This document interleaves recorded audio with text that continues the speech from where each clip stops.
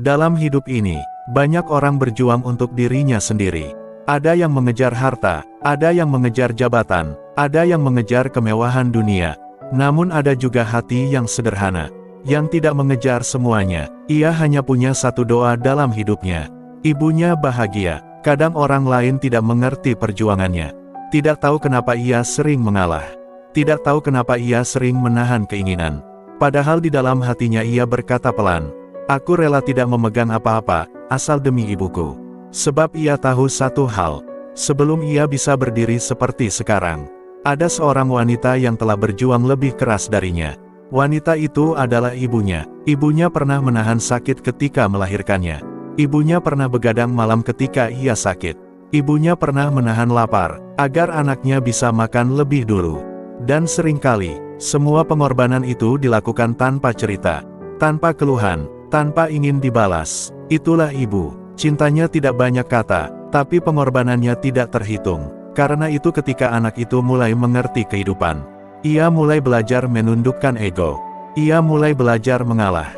Bukan karena ia lemah, tapi karena hatinya tahu, ridha Allah sering bersembunyi di balik ridha seorang ibu. Maka jika hari ini ia harus bekerja keras, ia tidak mengeluh.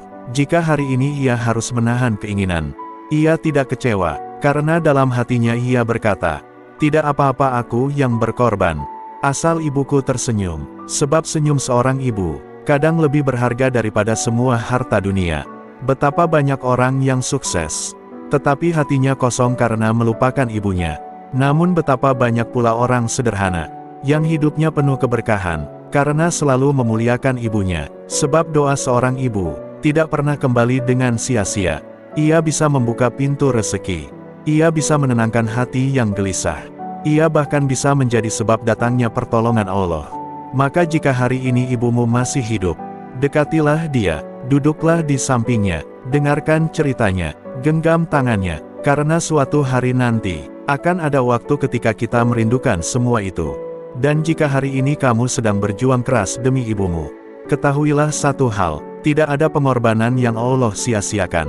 Air mata yang kamu tahan, lelah yang kamu sembunyikan, dan niat tulus untuk membahagiakan ibumu, semuanya dicatat oleh Allah.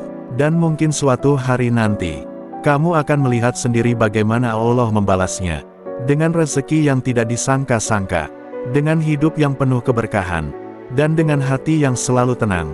Karena pada akhirnya, berbakti kepada ibu bukan hanya tentang membahagiakan beliau, tetapi juga tentang menyelamatkan diri kita sendiri di hadapan Allah. Jadi jika harus memilih antara ego kita atau kebahagiaan ibu, maka pilihlah ibumu, karena tidak ada cinta di dunia ini yang lebih tulus dari cinta seorang ibu. Dan tidak ada kerugian sedikit pun bagi orang yang berkata, "Aku rela tidak memegang apa-apa, asal demi ibuku."